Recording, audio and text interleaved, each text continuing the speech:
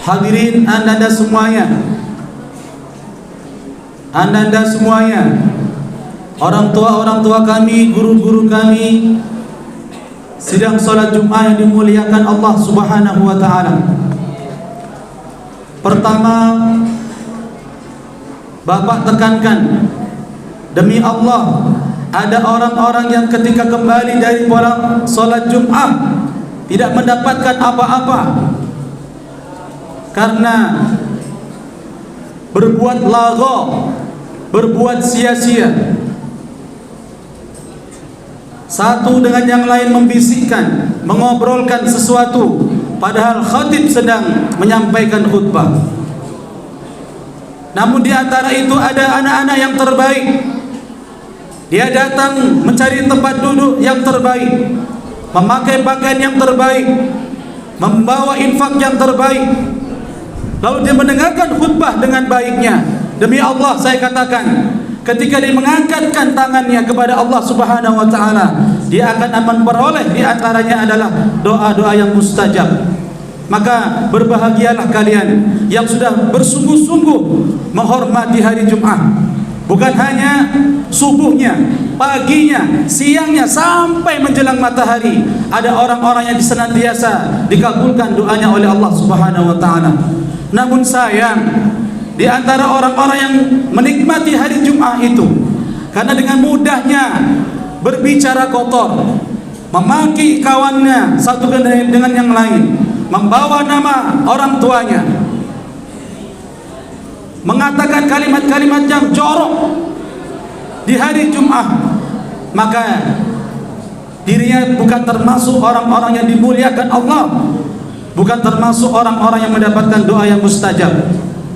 Maka ini sebagai pengantar pertama, kalian semua dihadirkan oleh guru-guru kalian di tempat yang mulia ini, bukan hanya sekedar duduk, bukan sekedar tidur, tetapi ada yang akan kamu bawa setelah selesai khutbah ini. Hadirin anda semuanya, orang tua kami yang dimuliakan Allah Subhanahu wa taala.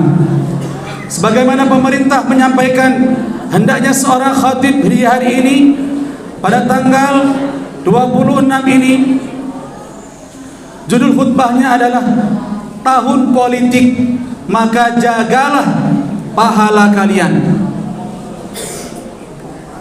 Hadirin anda semua, orang tua kami yang dimuliakan Allah Subhanahu wa taala. Berbicara dengan politik, kita bisa lihat bukan hanya kalangan atas saja, bukan hanya kalangan menengah saja, tetapi kalian yang masih duduk di bangku sekolah kadang-kadang tidak ada hubungannya dengan mereka yang ada di atas. Hak pilih pun kalian belum mendapatkan. Tapi anehnya hadirin, anda semuanya, di antara kalian sudah banyak amalannya digugurkan oleh Allah Subhanahu wa taala. Karena apa? Karena kalian sudah menikmati media, mencari mana calon pasangan yang menurut kalian lebih baik. Lalu dengan itu kalian mencari keburukannya, menjatuhkan dengan yang lain. Lantas dengan apa kalian ngobrolkan, gunjingkan mereka? Hadirin jamaah dimuliakan Allah Subhanahu wa taala. Maka ada amalan-amalan yang sebesar gunung, ada amalan-amalan yang sebanyak buih di lautan, tapi karena tidak menjaga mulutnya. Kalau kalian merasa sudah balik, sudah memiliki tanggung jawab amal ibadah, kamu akan bertanggung jawab di hadapan Allah. Salatmu, puasamu, zikirmu, sedekahmu, hendaknya kalian jaga. Gara-gara mulut ini yang katanya lidah tidak bertulang, yang dibakar oleh Allah dari gigi yang sangat kuat, lalu dilem dengan bibir, tapi masih saja mulut ini berbicara kotor, berbicara kasar, dan lebih-lebih menggunjing, menjelekkan orang lain, dan orang lain itu tidak tahu menahu tentang kamu. Maka cukuplah hadirin dari sidang yang Jumat yang singkat ini, stop untuk berbicara politik untuk di kalangan kalian. Kalian fokus belajar, ambillah hikmahnya dari debat-debat yang sudah disediakan oleh pemerintah. ambil positifnya. Mana orang-orang yang diberikan kecerdasan oleh Allah dalam memimpin negara ini? Maka Allah Subhanahu wa taala berfirman, Al-Hujurat ayat 12 itu, ya ayyuhalladzina amanu ijtanibu katsiran minadh-dhann. Wahai orang-orang yang menyatakan diri beriman, yang katanya orang Islam, percaya dengan Allah dan Rasulnya, maka hindarilah kamu untuk berprasangka buruk. Ada anak SD membicarakan 01, 02, 03. Na'udzubillahi min dzalik, satu dengan yang lain menjelekkan yang lain. Oke lah, anak SD belum balik, Bang. Anak-anak semuanya, anak SD belum balik. Tapi kalau kalian sudah memiliki amalan, memiliki pahala puasa, pahala salat, stop membicarakan keburukan pasangan calon. Stop berprasangka buruk. Nabi SAW katakan, iyyakum wadh-dhann fa inna dhanna akdzabal hadis. Berhentilah kamu dan takutlah kamu untuk berprasangka buruk kepada temanmu, kepada siapapun, karena itu adalah seburuk-buruknya dosa. Akdzabal hadis, sebohong-bohongnya dosa itu berprasangka buruk. Wala yaktab ba'dukum ab-ba'd. Allah katakan, setelah kamu stop untuk berprasangka buruk, wala yaktab, janganlah menggunjing di antara satu sama yang lain, membicarakan aib temanmu, saudaramu, bahkan orang-orang yang di atas, menggunjingkan keburukannya. Na'udzubillahi min dzalik. Maka perumpamaan Rasulullah SAW seperti yang Allah gambarkan dalam Al-Hujr ini, seperti saudara itu memakan daging yang mentah yang membusuk. Kamu gigit daging itu mentah-mentah dan kamu dipaksa untuk menelannya. Kapan itu terjadi? Menurut para ulama, kamu akan merasakan seperti itu pedihnya nanti di neraka. Kalau kamu tidak tobat menggunjingkan aib orang lain. Bawa dosamu itu menggunjingkan aib orang lain, maka kamu akan menjadi santapan penduduk neraka, merintih kesakitan. Ya Allah, lapar. Kamu akan diberikan daging yang sangat busuk, dan penduduk neraka itu bertanya, kenapa ini ya Allah? Karena dulu kamu belum tobat, sampai meninggal dunia kamu masih menggunjingkan aib orang lain. Na'udzubillah, summa na'udzubillah. Hadirin anda semua yang dimuliakan Allah Subhanahu wa taala.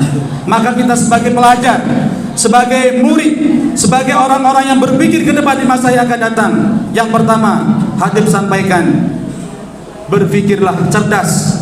Seandainya posisi dirimu dibuka aibmu di tengah-tengah orang, bagaimana rasanya?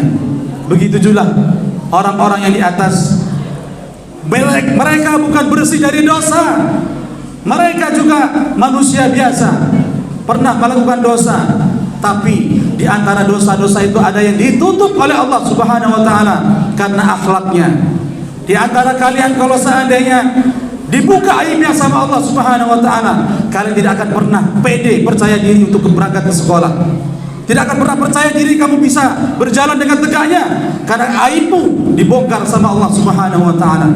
Maka Rasulullah sallallahu alaihi wasallam katakan, man satara musliman, barang siapa yang ketika ada aib lalu dia tutup aibnya, ditutup. Ketika mendengar aib orang lain itu, barang siapa yang menutup aib saudaranya muslim, satarallahu, maka Allah akan tutup aibnya minad dunya ilal akhirah. Maka Allah akan tutup aibnya dari dunia sampai di akhirat. Maka orang-orang yang terbaik itu bukan orang yang tidak pernah salah, ada semuanya, tetapi orang yang terbaik itu, dengarkan ucapan baik-baik ini, orang yang terbaik itu adalah orang yang mengaku dirinya salah, lalu dia memperbaiki kesalahan itu, dan dia tidak mau untuk memperpanjang permasalahan-permasalahan apabila dia mendengarkannya atau mengalaminya. Maka hadirin, anak-anak semua yang dimuliakan Allah Subhanahu wa taala, kalian masih bisa memperoleh kebaikan-kebaikan karena kalian itu masih diberikan usia yang panjang oleh Allah. Kalian masih diberikan fasilitas oleh Allah dengan mudahnya. Jangan sampai kalian sia-siakan. Jangan sampai menyesal kemudian nanti ada orang yang hampir masuk ke dalam surga karena amalan buruknya terlalu banyak. Ya, hubungan satu dengan yang lain. Mana amalmu? Saya ini ya Allah, salat saya. Ini pahala Jumat saya. Bohong. Kamu ketika salat Jumat berbicara ketika khatib naik di atas mimbar. Mana yang katanya berinfak? Ini ya Allah, infak saya. Bohong. Karena kamu infak pun cuma hanya disuruh. Kalau gak disuruh gak diinfak. Itu amalan apa seperti itu? Maka berpikirlah baik-baik. Kalau kalian sekali lagi merasa diri kalian sudah balik, yang laki-laki sudah pipi basah, sudah ada kewajiban, ada sebab, ada akibat. Jangan sampai kalian sia-siakan kesempatan itu sampai nanti kita menghadap Allah Subhanahu wa taala. Barakallahu li wa lakum fil Qur'anil azim wa nafa'ani wa iyyakum bima fihi minal ayati wa dzikril hakim wa taqabbala minni wa minkum tilawatahu innahu wal ghafurur rahim.